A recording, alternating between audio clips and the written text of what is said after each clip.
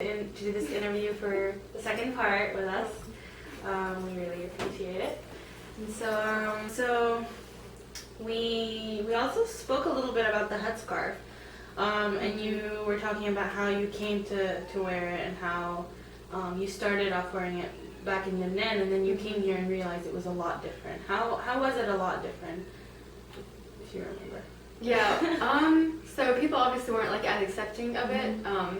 You know, the looks that you get, I mean, especially in an airport, because this was post 9/11, and so you get stares and looks, and and it just comes from people not really knowing a lot about it, whereas in Lebanon, everybody is very much aware of why people wear it and the reasons, and nobody thinks anything negatively about it. It really wasn't much. Wow. Look who wants to be interviewed. So who is this? This is Leo. Is this your baby? Mm-hmm. Hi. But He just wants to be on camera. Yeah. Yeah. Mm-hmm. Do you have any pictures of your friends so we can see or anything? Yeah. Come along. All right. Let's do it.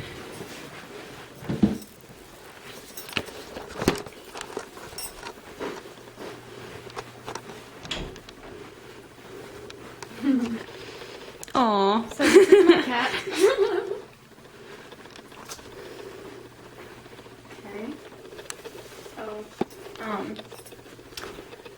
So just to show you. So these two people, I don't know if you can see, are people that I went to high school with.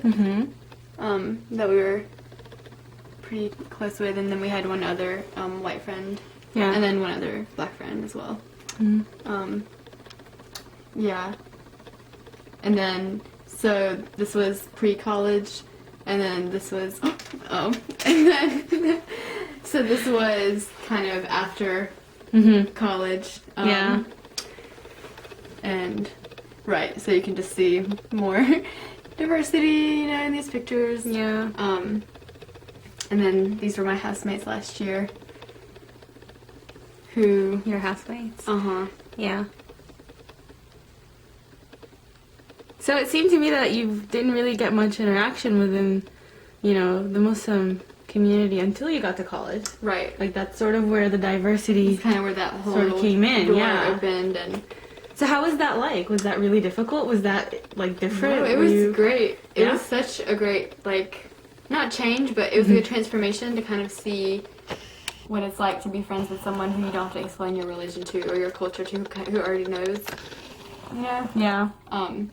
So, it was definitely helpful to kind of have that. Yeah. So, did you meet any guys in college? Anything interesting you want to tell us about? Well, like we were talking about earlier, just the fact that, you know, we weren't exposed. Yeah. I wasn't exposed to. Oh, sorry. Is this your family? Oh, yes. Yes, it is. Yeah, I have two younger brothers and one younger sister. Probably a weird reflection on it right now, but It's alright. Alright, let's just get back to us recording this. okay.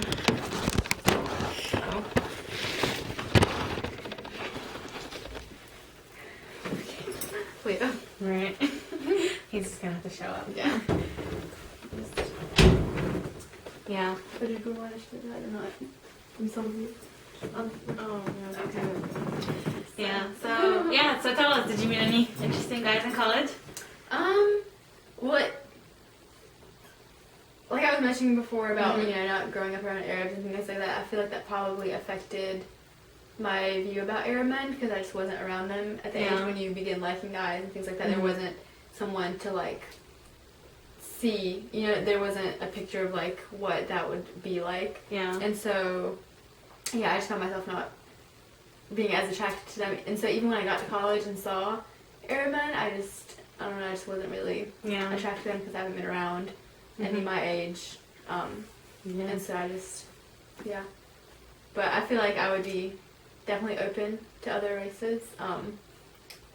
My parents might not be, but I feel like that's a whole different thing. But yeah, I'm completely open to different races and just seeing where that goes. So, do you think in your family, do you get the most say? Would you say in topics like this? Would you? Out of me and my siblings? Yeah. Yeah. That's the good part about being the oldest. My opinion is like highly valued, which is nice. And anytime anybody needs advice or like anything like that, they'll kind of see my take on it, or like if there's a decision to be made, like if I don't really agree with it, it's nice to have people that like listen, take your opinion into account, and if you say no, then it probably won't happen. Yeah. So it's kind of nice to have that input in. But it also depends on what it is. So, like if it's something serious to where my parents think they should be the ones to decide it, then they do consider my opinion, but in the end they have the final say. Whereas with my siblings, they do take their opinion into consideration, but not as much as mine, maybe because of their age, or maturity levels, or whatever it may be. So that's definitely been nice to, like, for them to seek my input and actually take it into consideration when they make decisions. So. So, I wanted to get back to the Arab identity topic that we were talking about a little bit earlier before the camera cut off. Yeah.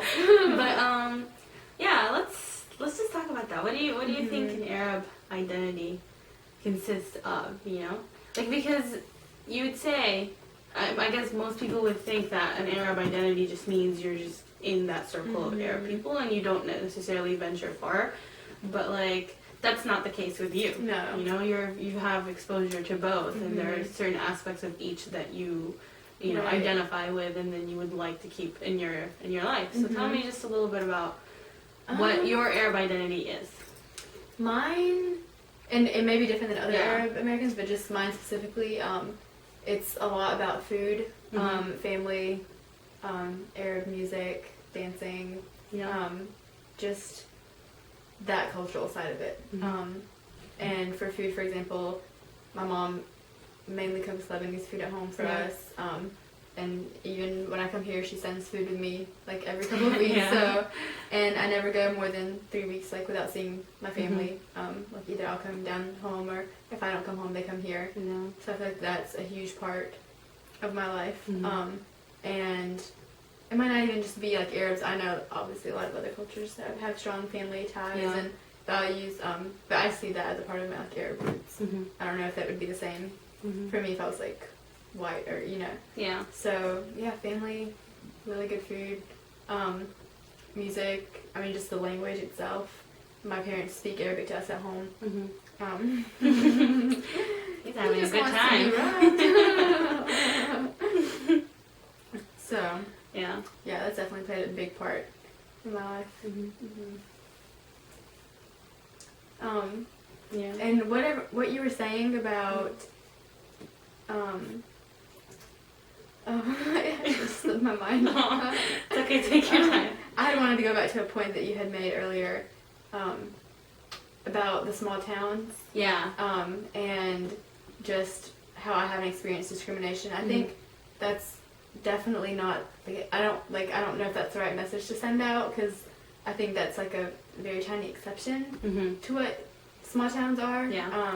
I mean, even in terms of like voting and things like that, it's always the small rural towns that kind of are really closed-minded, and they haven't been exposed to a lot of things. And a lot of that is true for my town. I mean, a lot of people haven't ventured out of North Carolina, or you know, haven't met diverse people. But I think since it's a small town and my parents are fairly well known in it, that it's been easy for us. Because when we go out or things like that, I mean, there are people that we recognize and can talk to, and people around that see that, and it's not like, oh, who are those people? Like, those people work with my son, they work with my uncle, like, you know, we have those connections to where people don't view us as like foreigners necessarily if they know us, or if they know us by association.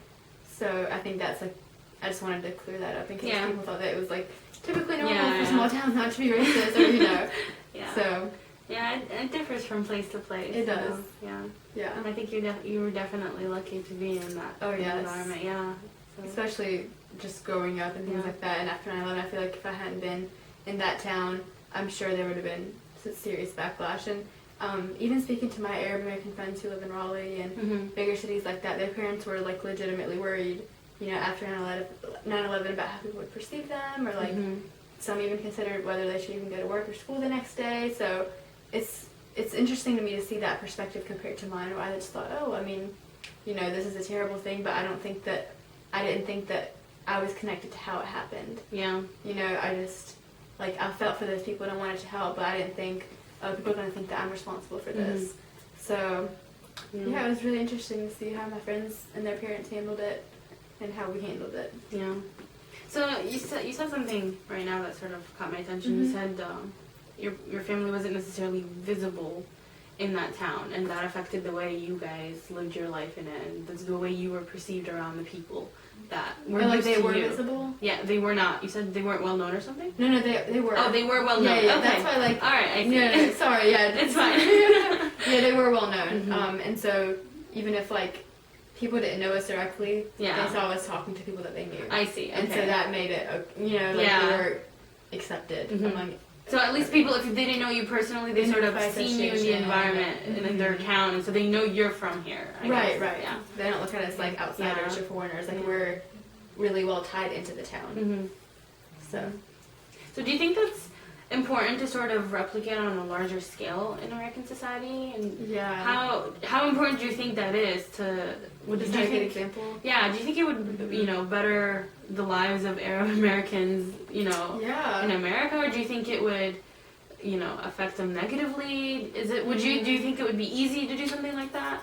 I don't think it would be easy at all, but I think it's something that is definitely necessary. Like, I think if Arab Americans kind of took that initiative to make themselves more well known in their communities, or like reach out or volunteer, or things like that, and not kind of, because when you view yourself as an outsider, or like if you keep thinking, oh my God, these people are probably talking about me, looking at me, then that's going to affect how people look at you and talk about you. So I feel like if you just carry yourself normally, as if if there's no reason for people to look at you differently, then I think that's a huge impact. Yeah. Like, I never get stuck on, like, oh my God, they're looking at me, I wonder why. And if people have questions, I think Arab Americans should, like, gladly welcome questions and answer them. That way they get it from, like, a first-hand source, as opposed to, media or other sources that might not be as accurate. Yeah. So I think it's important to kind of reach out in that way to communities, like, whether it's on a small scale or bigger scale.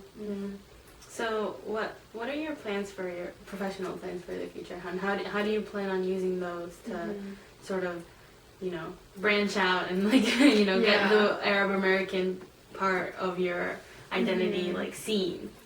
Well, hopefully, God willing, if I'm currently in the master's program at the UNC School of Social Work, and my plan is to go into psychotherapy and hopefully just have a private practice and just treat people with mental illness.